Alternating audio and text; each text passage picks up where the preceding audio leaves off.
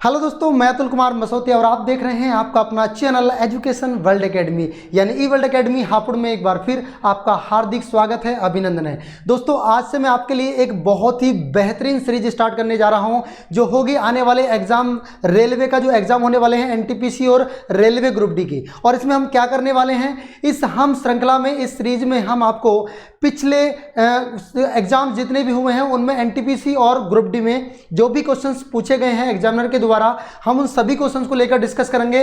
One by one तरीके से, step by step हमारा ये पार्ट आता रहेगा और डेली में कंटिन्यू एक पार्ट आपके लिए डालूंगा। और 15 दिसंबर से पहले आपको वो सभी क्वेश्चंस कराने का काम करूंगा जो अब तक एग्जामिनर के द्वारा पूछे हुए हैं। और बेहतर बात आपके लिए ये होगी दोस्तों, ये इन क्वेश्चन को जो भी मैं कराऊंगा आपको, इन क्वेश्चन की पीडीएफ आपको मिल जाएगी। पीडीएफ के लिए आपको मैं एक व्हाट्सएप नंबर दूंगा और उस व्हाट्सएप नंबर पे आप मैसेज करिएगा, आपको पर्सनल पीडीएफ भेज दी जाएगी। ठीक है, चलिए दोस्तों स्टार्ट करते हैं आज के अपने इस लाइव सेशन को। दोस्तों वीडियो अगर पसंद आए तो लाइक और शेयर करना बिल्कुल भी ना भूलें। चलिए दोस्तों देखते हैं। देखिए ये प्रैक्टिस सेट किस लिए है, एनटीपीसी ग्रुप डी के द्वारा। एनटीपीसी ग्रुप डी के अंतर्गत जितने भी क्वेश्चन पूछे हुए उन सभी क्वेश्चंस को हम डिस्कस करेंगे। रेलवे में पूछे गए सभी प्रश्न, रेलवे के अंतर्गत पूछे जाने वाले सभी प्रश्न को इसमें लेकर हम डिस्कस करेंगे। और ये हमारा रहेगा सेट नंबर 1, ये आज का जो रहेगा हमारा सेट नंबर 1 को लेकर हम डिस्कस करने वाले हैं। ठीक, चलिए दोस्तों, आई होप कि आप लोगों को ये सीरीज बहुत ही पसंद आने वाली है। एक हल्का सा नोट्स ओपन कर लेता हूँ जिससे कि आपको समझने में और बेहतर तरीके से आसानी हो। ठीक है, और अगर आपको दोस्तों ये वीडियो अगर अच्छी लगे ना तो लाइक और शेयर करना बिल्कुल भी ना भूलें। चलिए बढ़ते हैं। देखिए, अगर आप इससे अलग भी कुछ ऐसे स्टडी मटेरियल चाहते हैं मेरे से कि सर हमें स्टडी मटेरियल दीजिएगा जिससे कि हमें आने वाले एग्जाम्स में बहुत ज़्यादा लाभ मिले, तो आप हमसे स्टडी मटेरियल ले सकते हैं। उसमें मैं आपको अपने खुद के हैंड द्वारा लिखे हुए मैं आपको हैंड रिटन नोट्स आपको दूंगा, प्रिंटेड पीडीएफ आपको मिलेगी, नोट्स इन पीपीटी के फॉर्म में मिलेगा, मॉक टेस्ट सीरीज आपको अवेलेबल करा दी जाएगी। इसके लिए आपको इस नंबर पर 844988 पर मैसेज डालना पड़ेगा और आपको बोलना पड़ेगा सर हमें ये चाहिए। आपको ई लर्निंग के रूप में दे दिया जाएगा और आपको बाई पोस्ट पे भेज दिया जाएगा। ठीक है, ये मार्केट में बुक जल्दी ही आपको मिल जाएगी। स्टार्टिंग में आपको ये नोट्स के रूप में मिलेगी, उसके बाद आपको प्रिंटेड फॉर्म में बेहतर तरीके से आप लोगों के सामने प्रेजेंट करने का काम करूंगा। चलिए दोस्तों बढ़ते हैं आपका आज के अपने पहले क्वेश्चन की ओर। सबसे पहला क्वेश्चन आपकी स्क्रीन पर ये रहा। देखिए, पृथ्वी के स्थलीय क्षेत्र में भारत का कितना हिस्सा है। पृथ्वी के स्थलीय क्षेत्र में भारत का कितना हिस्सा है ये आपको बताना है। और इसके लिए आप लोगों को देता हूं मात्र 5 से 10 सेकंड, आप लोग आंसर करिएगा। बिल्कुल, आई होप कि आप लोगों ने आंसर कर दिया होगा। चलिए दोस्तों चलते हैं इसके राइट आंसर की ओर।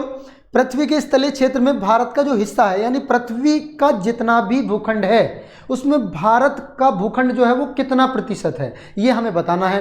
तो अनुमानित बताना है। तो इसमें जो राइट आंसर है दोस्तों हमारा वो है 2.4%। एक्चुअल में जो दिखाया जाता है 2.43% होता है। ठीक है, अगर ये तो पूछा है स्थल का, अगर पूरी पृथ्वी पर जल और स्थल दोनों का कुल मिलाकर और भारत का स्थलखंड का प्रतिशत पूछ ले तो दोस्तों आपका हो जाएगा 57%। कितना हो जाएगा?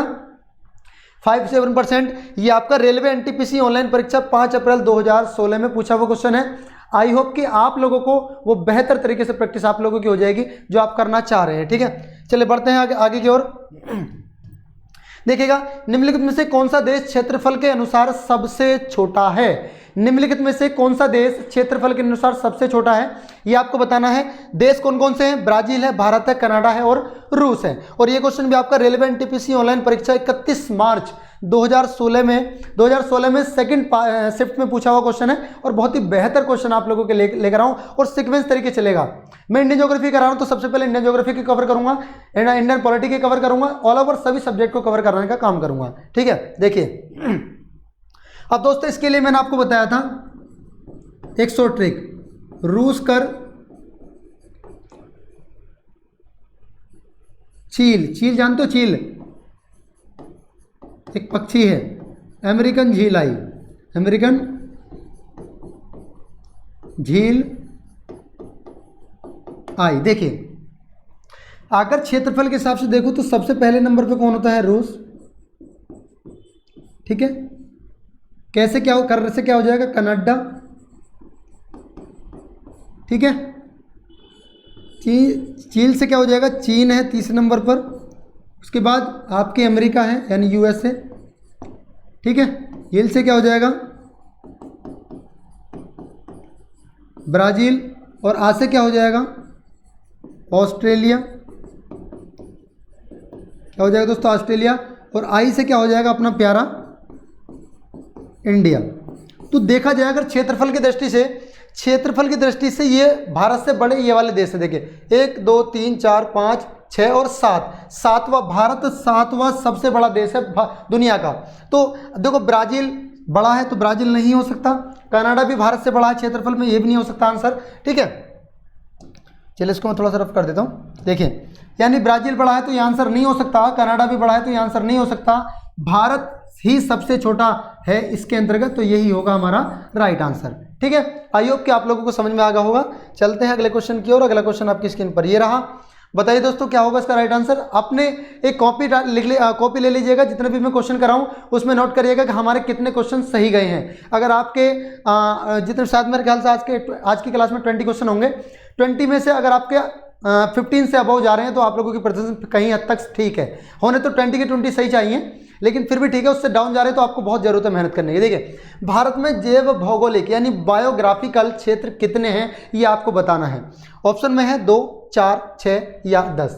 ये क्वेश्चन भी आपका रेलवे एनटीपीसी ऑनलाइन परीक्षा 16 अप्रैल 2016 की फर्स्ट शिफ्ट में पूछा हुआ क्वेश्चन है। देखिए इसमें जो राइट आंसर है दोस्तों वो है आपका 10। अब आप में से जो मेरे प्यारे विद्यार्थी जब एग्जाम देने के लिए जाओगे तो आपको ना कहीं कन्फ्यूजन होगी। कन्फ्यूजन क्या होगी, भारत का कहीं पर भारत का विभाजन होता है 28 राज्य और 9 केंद्र शासित रूप के रूप में देखने को मिलेगा आपको।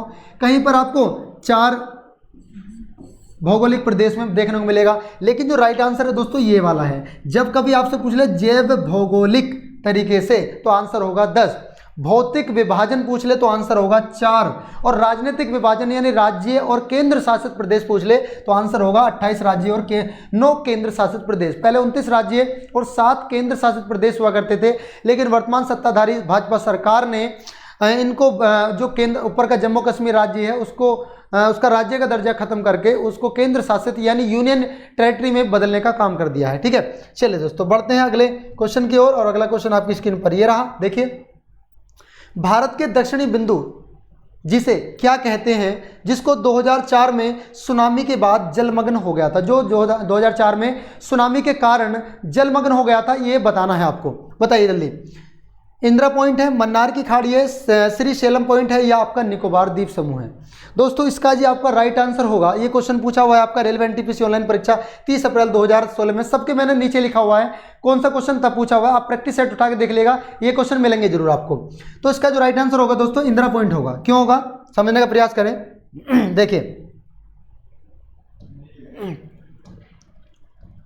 देखिए क्या होगा, मैं जब आपको बताता हूँ बहुत ही शानदार तरीके से शायद आपको मैंने बताने का काम किया होगा। ये इंडिया है तो यहाँ अंडमान निकोबार द्वीप समूह है, तो ये सबसे नीचे वाला जो पॉइंट है ये कहलाता आपका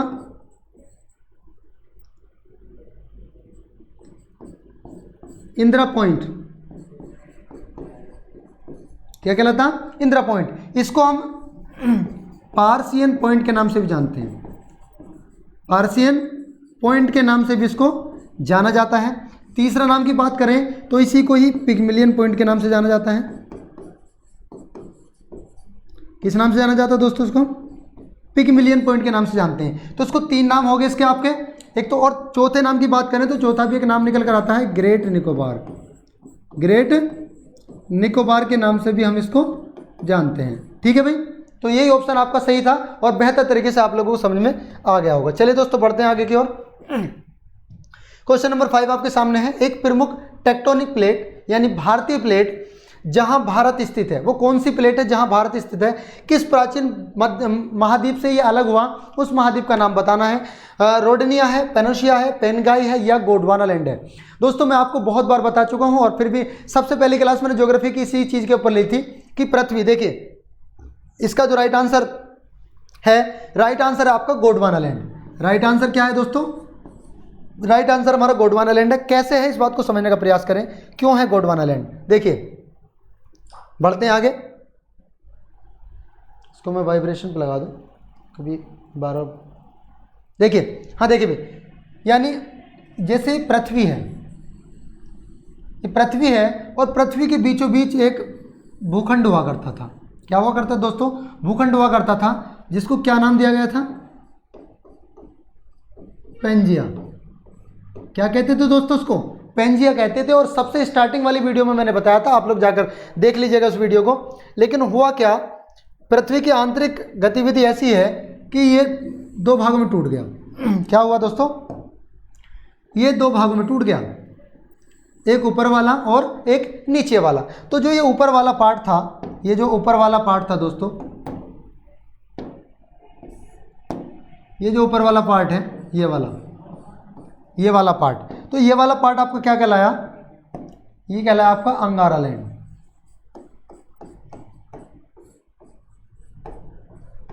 अंगारा लैंड कहलाया। और जो नीचे वाला पार्ट था, ये वाला पार्ट, ये वाला पार्ट, ठीक है, ये कौन सा पार्ट कहलाया आप दोस्तों? आपका ये आपका कहलाया गोंडवाना लैंड। गोंडवाना लैंड कहलाया। तो दोस्तों जब ये दो भागों में टूटा तो भारत किसका हिस्सा था? भारत पहले इसका हिस्सा हुआ करता था। अब आप में से ये सोच रहे होंगे, सर भारत तो उत्तर पूर्वी दिशा में बसा हुआ है, आप तो गलत बता रहे हैं। दोस्तों गलत नहीं बता रहा। पहले प्राचीनतम दृष्टिकोण से देखें तो भारत गोंडवाना लैंड का हिस्सा हुआ करता था। धीरे धीरे यह और भी भागों में टूटा, जो आपके महाद्वीप बने, जैसे एशिया महाद्वीप है, ऑस्ट्रेलिया महाद्वीप है, ठीक है, तो ये महाद्वीप बने। तो इसी प्रकार से टूटता गया। पहले था गोंडवाना लैंड का भाग, ठीक है। तो ये पूछ लिया जाए तो आपको आंसर यही करना है। देखिए ये कौन सा आंसर होगा आपका? Gondwana land is the right answer, ठीक है। चलिए दोस्तों बढ़ते हैं आगे लेके। नेक्स्ट क्वेश्चन आपके सामने ये रहा, गुरु शिखर क्या है? गुरु शिखर को पूछ लिया आपसे कि गुरु शिखर एक्चुअल में है क्या? क्या ये एक अरावली रेंज में सबसे ऊंची चोटी है, या एक प्रसिद्ध सिख कवि का नाम है, या एक प्राचीन भारतीय सूफी संत है, या कोई 19वीं सदी का साहित्य है? ये भी आपका क्वेश्चन पूछा हुआ है रेलवे एनटीपीसी ऑनलाइन परीक्षा 31 मार्च 2016 में पूछा हुआ क्वेश्चन है। आई होप कि आप लोगों को बेहतर तरीके से जो क्वेश्चन मैं आपके सामने लेकर आया हूँ अच्छे लग रहे होंगे और क्रमबद्ध तरीके से मैं आपको दिखा रहा हूँ। देखिए अब इसके अगर राइट आंसर की बात करें तो ये सब मूर्ख बनाने वाले काम करे हैं एग्जामिनर ने। वो ये देखना चाहता है कि वाकई आपने ज्योग्राफी को तरीके से पढ़ा भी है नहीं, आप लोगों को जानकारी है नहीं। तो जानकारी आप लोगों को होगी क्योंकि आप अतुल सर से पढ़ रहे हैं, क्योंकि मैं आपको बिल्कुल सीक्वेंस में पढ़ाता हूँ और तरीके से बताता हूँ, मैप से बताता हूँ, पिक्चर से बताता हूँ, हर वो तरीका इस्तेमाल करता हूँ जिस तरीके से आपके दिमाग में चीज़ें सेट हो जाए, ठीक है। अरावली एक श्रेणी है जो कि गोंडवाना लैंड का भाग है, जो मैंने अभी बताया, और भारत की सबसे प्राचीनतम श्रेणी है। और अगर पूछ लिया जाए किस प्रकार की श्रेणी है तो ये एक वलित श्रेणी नहीं है। पूछ लेता निम्न में से कौन सी वलित श्रेणी नहीं है, तो वलित श्रेणी नहीं है, ये एक वलित पर्वत ना होकर, ठीक है, ये एक अवशेषी चट्टान है। चलिए दोस्तों बढ़ते हैं अगले क्वेश्चन की ओर। क्वेश्चन नंबर 7 आपकी स्क्रीन पर ये रहा, निम्न में से अरावली पर्वत की सबसे ऊंची चोटी कौन सी है? अभी मैंने बताया, क्वेश्चन को ज्यादा समझने की आवश्यकता नहीं है, ज्यादा दिमाग दौड़ाने वाली जरूरत नहीं है। एग्जाम में जरूर नहीं कि आपको दिमाग घुमाने वाले क्वेश्चन दे, सीधा सीधा पूछ सकता है, आप लोग ज्यादा दिमाग न लगाएं। बिल्कुल सही है, सबसे ऊंची चोटी अभी तो मैंने बताई आपको, गुरु शिखर सॉरी, ठीक है, गुरु शिखर सबसे ऊंची चोटी है नहीं है, मैंने अभी तो बताया आपको, गुरु शिखर जो अरावली श्रेणी की सबसे ऊंची चोटी है, ठीक है। चलिए बढ़ते हैं अगले क्वेश्चन की ओर। सफेद रेगिस्तान भारत के निम्नलिखित राज्यों में से किस में स्थित है? बताइए। क्वेश्चन बहुत बढ़िया है और शायद ही आपको क्वेश्चन सीधे तरीके से आंसर देने को मिले। बहुत सारे स्टूडेंटों ने क्वेश्चन गलत करा था जब ये 2 अप्रैल 2016 में आया था, बहुत सारे स्टूडेंट इसको गलत करके आए थे। Near about 90% of student who gave the exams इन 2 अप्रैल 2016 में, तो उन्होंने क्या करा था, एक आंसर गलत दिया था और उन्होंने आंसर लगाया था दोस्तों जम्मू कश्मीर, क्योंकि उनको लग रहा था कि जम्मू कश्मीर में बर्फ़ की चादरें जमा होती हैं और ये आंसर सही होना चाहिए। लेकिन वो भूल गए थे कि भैया सफ़ेद चादर या सफ़ेद रेगिस्तान के नाम से या सफ़ेद मरुस्थल के नाम से गुजरात के कच्छ के रण को भी पुकारा जाता है। क्यों? क्योंकि वहाँ पर नमक की मात्रा ज़्यादा होती है, नमक के दूर दूर तक पानी के साथ बहकर नमक आ जाता है और नमक जहाँ जहाँ तक बहता है वो सफ़ेद मैदान, वो सफ़ेद मरुस्थल के रूप में कहलाता है। और नमक की मात्रा जहाँ होती है वहाँ पर मरुस्थलीय हो जाता है, वो उपजाऊ भूमि नहीं होती, ठीक है। तो दोस्तों ये आंसर नहीं होगा आपका, कंफ्यूज मत होना, आपका जो राइट आंसर होगा वो होगा आपका Gujarat is the right answer, ठीक है। बढ़े आगे, आई होप आपका लोगों को समझ में आ गया होगा। चलिए क्वेश्चन नंबर 9 आपके सामने है, नेत्रानी द्वीप कहाँ पर स्थित है ये आपको बताना है। नेत्रानी द्वीप कहाँ पर स्थित है ये आपको बताना है। कौन सा आंसर इसमें सही होगा? केरल है, अंडमान निकोबार द्वीप समूह है, लक्षद्वीप है या गोवा है। ठीक है। अब दोस्तों इस क्वेश्चन को मैं आपके सामने क्यों लेकर आया हूँ और आप लोग ये कहोगे सर बेवकूफ तो नहीं बना रहे आप। देखिए इस क्वेश्चन में 4 ऑप्शन दिए गए हैं, 4 ऑप्शन में से कोई सा भी आंसर एक्चुअल में सही नहीं है। सही नहीं है सर, ये क्यों कर रहे हो आप? मैं नहीं कर रहा दोस्तों, आयोग ने आपके साथ ये खेल खेला है। वो चाहता है कि आप लोगों को गलत आंसर देकर 2, 4, 6 क्वेश्चन गलत देकर आप लोग आपत्ति जाहिर करें, वो भर्ती कोर्ट में पहुंचे और चीज़ों को एक जो भर्ती है उसको 1-2 साल टाला जा सके। ठीक है। तो यहां पर जो राइट आंसर होना चाहिए था एक्चुअल में वो कर्नाटक से है। कर्नाटक से 20 किलोमीटर की पश्चिम दिशा में ये पड़ता है। एक्चुअल में अगर देखा जाए तो एग्जामिनर को मानना चाहिए था लक्षद्वीप, क्योंकि लक्षद्वीप में पड़ेगा, लेकिन लक्षद्वीप से भी दूर पड़ रहा है तो गोवा के पास पड़ेगा, तो गोवा भी आंसर हो सकता था, है केरल भी आंसर हो सकता था, लेकिन इसमें कोई सा आंसर था नहीं, बड़ी दिक्कतें बनी। तो इसमें आंसर अगर आ जाए तो दोस्तों मेरे हिसाब से या तो आप गोवा लगाना या लक्षद्वीप लगाना। ठीक है। तो ये आंसर थोड़ा सा कंफ्यूजन में था, आप लोगों को मैंने इसलिए लेकर आया जिससे कि आप लोगों को पता लग जाए कि एग्जामिनर आपके साथ किस प्रकार की बदतमीजी कर रहा है। चलिए क्वेश्चन नंबर 10 आपके सामने है। अंडमान द्वीप समूह को लगभग 150 किलोमीटर चौड़ा निकोबार द्वीप समूह से पृथक करता है, बताइए। यानी एक अंडमान द्वीप समूह है, एक अंडमान द्वीप समूह है, यानी एक अंडमान द्वीप समूह है और एक निकोबार द्वीप समूह है। इन दोनों को अलग करने वाला एक चैनल है, तो वो कितने क्या है? 9 डिग्री चैनल है, मोजाम्बिक चैनल है, 10 डिग्री चैनल है या करदीप चैनल है। दोस्तों अगर आपने तटीय द्वीप एवं द्वीप समूह वाली मेरी वीडियो देखी होगी तो आप लोग आंसर बिल्कुल भी गलत नहीं करोगे, क्योंकि मैंने उसमें साफ साफ बताया था पिक्चर के माध्यम से कि आपको अंडमान समूह को और निकोबार समूह के दोनों के बीच में जो होता है वो 10 डिग्री चैनल होता है। कितना होता है दोस्तों? 10 डिग्री चैनल होता है। तो राइट आंसर आपका क्या होगा? 10 डिग्री, यानी ऑप्शन नंबर सी आपका बिल्कुल करेक्ट आंसर हो जाएगा। चलिए दोस्तों बढ़ते हैं अगले क्वेश्चन की ओर। अगला क्वेश्चन आपकी स्क्रीन पर ये रहा। निम्नलिखित में से कौन सा द्वीप लक्षद्वीप से संबंधित नहीं है? निम्नलिखित में से कौन सा द्वीप लक्षद्वीप से संबंधित नहीं है ये आपको बताना है। अमीनी द्वीप है, नील द्वीप है, मिनिकाय द्वीप है या कावर्ती द्वीप है, बताइए कौन सा द्वीप ऐसा है जो संबंधित नहीं है। रेलवे एनटीपीसी ऑनलाइन मुख्य परीक्षा 18 जनवरी 2017 की फर्स्ट शिफ्ट में पूछा हुआ क्वेश्चन है। ऐसा नहीं कि मैं इधर उधर ऐरा गहरा नत्थु खेरा क्वेश्चन उठा के लेकर आ रहा हूँ, बेकार नहीं, बेहतर क्वेश्चन आपके लिए लेकर आ रहा हूं। वो क्वेश्चन जो आपके एग्जाम ओरिएंटेड हो, वो क्वेश्चन जो आपको नौकरी दिला सके, वो क्वेश्चन जो आपके सपनों को पूरा कर सके और वो क्वेश्चन जो आपकी ज़िंदगी बना सके, मैं आपके सामने लेकर आया हूं। और उम्मीद कर रहा हूं कि आप लोगों को ये वीडियो, ये सेशन अच्छा लग रहा होगा। दोस्तों अगर अच्छा लग रहा है तो इस वीडियो को लाइक और शेयर करना ना भूलें और चैनल को सब्सक्राइब जरूर कर लें अगर आपको लगता है कि चैनल पर दी जाने वाली जानकारी आप लोगों के लिए बेहतर हो गई। और आप लोगों को बता रहा हूँ इसकी पीडीएफ अगर आप लोग चाहते हैं तो इसकी पीडीएफ के लिए आपको इस नंबर पर 8449889709 पर क्या करना होगा दोस्तों, व्हाट्सअप करना होगा और आपको बाय व्हाट्सअप आपको ये पीडीएफ मिल जाएगी। आंसर इसका होगा नील। नील इज द राइट आंसर, क्योंकि अमीनी द्वीप, मिनिकाय द्वीप और कावर्ती द्वीप सब ये लक्षद्वीप के भाग हैं, लेकिन नील द्वीप इसका भाग नहीं है। ठीक है, चलो दोस्तों बढ़ते हैं अगले क्वेश्चन की और। अगला क्वेश्चन आपकी स्क्रीन पर ये रहा। कौन सा द्वीप भारत का एकमात्र सक्रिय ज्वालामुखी है? वो कौन सा द्वीप है जो भारत का एकमात्र सक्रिय ज्वालामुखी है? और बल्कि भारत की बात नहीं करूं, दक्षिणी एशिया का एकमात्र सक्रिय ज्वालामुखी है। तो बताइए वाइपर द्वीप है, हैवलॉक है या ऑस्टर रॉक है? तो दोस्तों इसका जो राइट आंसर है आपका बैरन द्वीप, जो आपके अंडमान निकोबार द्वीप समूह के पूरब में पड़ता है। ये भारत का ही नहीं बल्कि दक्षिणी एशिया का एकमात्र सक्रिय ज्वालामुखी है जो लगातार इसके अंदर से लावा निकल रहा है धीरे धीरे से। ठीक है, चलिए बढ़ते हैं अगले क्वेश्चन की ओर। अगला क्वेश्चन आपकी स्क्रीन पर ये रहा।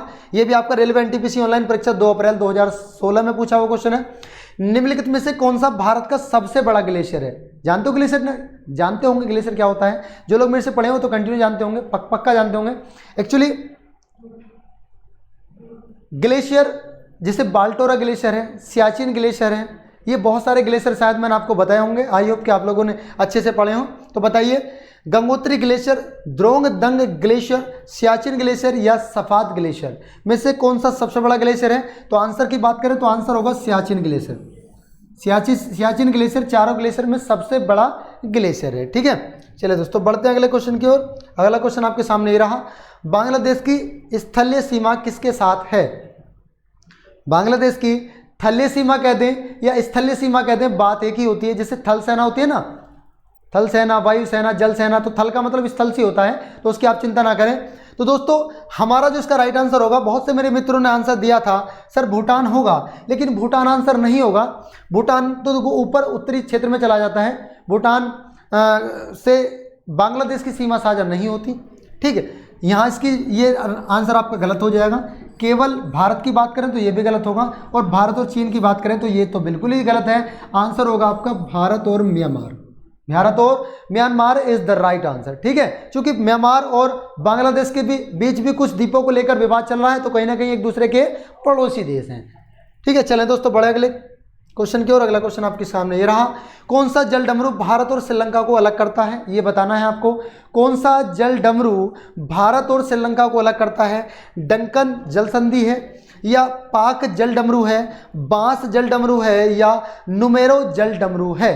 कौन सा जल डमरू है जो भारत और श्रीलंका को अलग करता है? श्रीलंका भारत का एकमात्र ऐसा पड़ोसी देश है जो जल संधि के माध्यम से भारत का पड़ोसी देश है, ठीक है। चलिए इसका जो राइट आंसर है दोस्तों पाक जल डमरू होगा। जहां हम इसको कभी कभी आंसर में आपको मिलेगा मन्नार की खाड़ी। यहाँ आपको क्या मिलती है? मन्नार की खाड़ी भी यहीं पर मिलेगी आपको। पम्बन द्वीप, पम्बन द्वीप, पम्बन द्वीप, इसके यहाँ पर पम्बन द्वीप भी आपको देखने को मिलेगा, ठीक है। यानी मन्नार की खाड़ी, पम्बन द्वीप और पाक जल डमरू तीनों एक ही जगह से हैं। डमरू पूछ ले तो पाक जल डमरू, संधि पूछ ले देखिए उसको कई बार जल संधि को इसको ऐसे पूछ लिया जाता है पाक जल संधि, पाक जल संधि। तो भैया किसी भी रूप में आपसे पूछ ले आपको आंसर बिल्कुल सही करना है, आंसर होगा यही, ठीक है। चलिए दोस्तों बढ़ते हैं अगले क्वेश्चन की ओर। अगला क्वेश्चन आपके सामने ये रहा, निम्नलिखित में से किसे अरबियन समुद्र की रानी कहा जाता है? यानी अरब सागर की रानी किसको कहा जाता है? मुंबई है, तिरुवनंतपुरम है, कोची है, या सूरत है? आंसर क्या होगा दोस्तों? आई होप आप लोगों को क्वेश्चन में मजा आ रहा होगा और आप लोग घर पर बैठे हुए इन क्वेश्चन के आंसर सही से टिक कर रहे होंगे, ठीक है। मुंबई, तिरुवनंतपुरम, कोची या सूरत? देखिए राइट आंसर होगा दोस्तों Kochi. Kochi is the right answer. अरब सागर की रानी पूछ ले या अरबियन समुद्र की रानी पूछ ले, आपको आंसर करना है कोची। कौन सा दोस्तों? कोची। चलिए दोस्तों बढ़ते हैं अगले क्वेश्चन की ओर।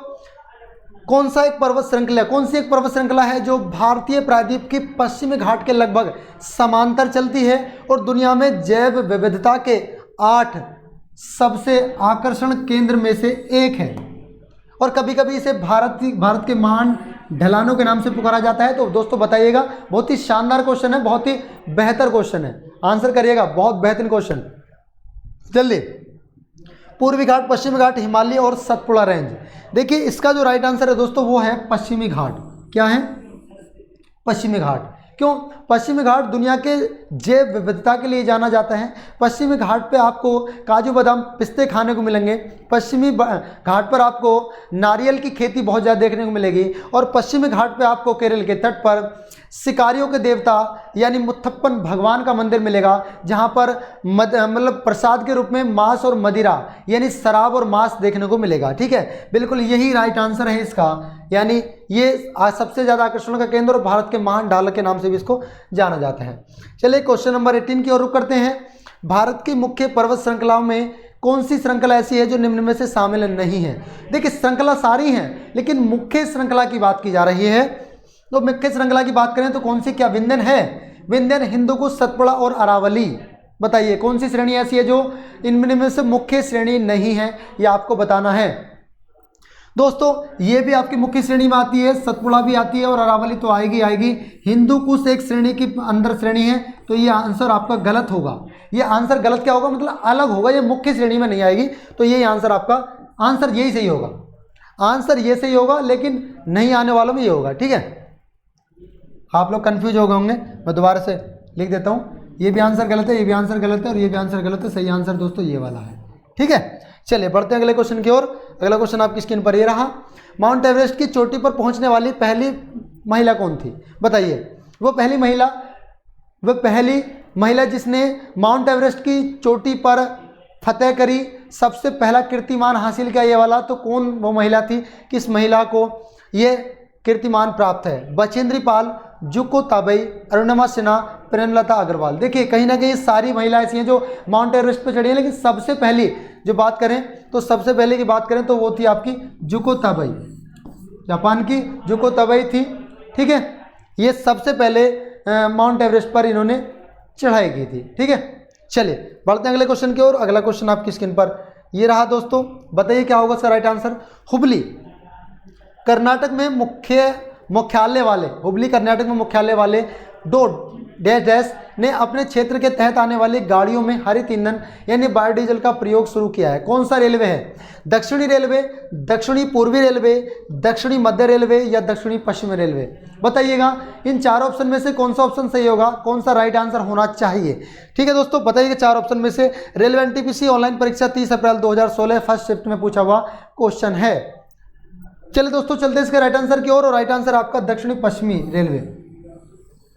लगभग 5% गाड़ियां वहां की इससे बायोडीजल से चलाई जा रही हैं। ठीक है, तो आई होप कि आप लोगों को ये आज का सेशन बेहद पसंद आया होगा। आंसर की भी आपको मैंने दिखा रहा हूं, आंसर की ये रही, और आप लोगों को इसकी पीडीएफ चाहिए।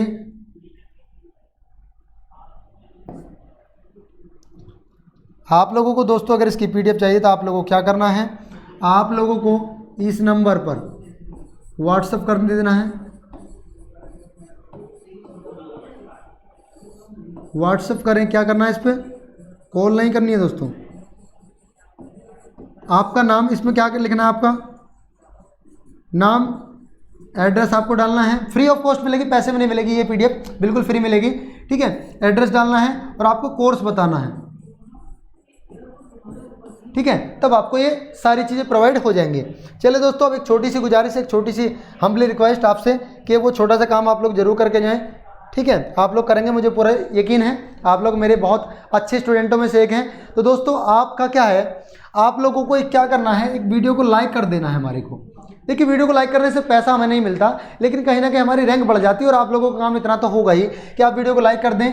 चैनल पे दी जाने वाली जानकारी आपको लगती है कि आपके लिए फ़ायदेमंद है, तो आप लोग चैनल को सब्सक्राइब जरूर कर लें। ठीक है, उसके बाद वीडियो को शेयर कर दें। अगर आप समाज सेवी हैं, अगर आप अल्टुरिस्ट हैं, परोपकारी हैं, अगर आप केवल और केवल अपना ही भला नहीं चाहते, तो आप लोग इस वीडियो को शेयर कर सकते हैं। आप लोगों की इच्छा है, कर देंगे तो मेरा भला हो जाएगा, और आप लोगों को भी कहीं ना कहीं दुआएं मिलेंगी अगर किसी का भला हो जाए इससे। ठीक है, चलिए दोस्तों, आई होप कि आप लोगों को ये वीडियो बहुत अच्छी लगी होगी, बहुत समझ में आया होगा, इसके द्वारा दी जाने वाली जानकारी आपको अच्छी लगी होगी। मिलते हैं अगले सेट नंबर 2 के साथ, NTPC railway group D practice set practice batch में आपका फिर से स्वागत करूंगा कल आपके सामने बेहतर वीडियो लेकर। तब तक के लिए आप लोगों से लेता हूं विदा। Thank you so much. जय हिंद, जय भारत, खुदा हाफिज।